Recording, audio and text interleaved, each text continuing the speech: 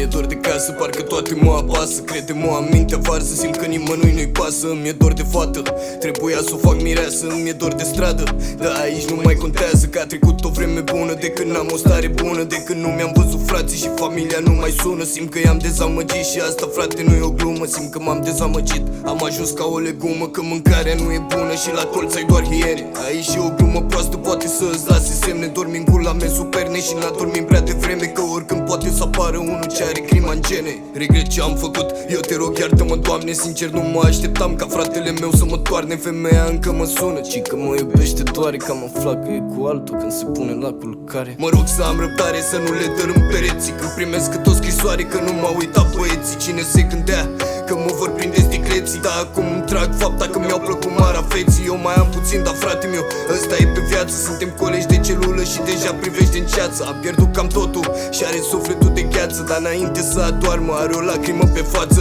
Visez la libertate, libertate e o comoară. Mi-a plăcut doar golăneala, nu știam cât o să doară. Să rămân fără familie și totul să dispară. Ca din golanul ăla simplu peste noapte să fiu fiară.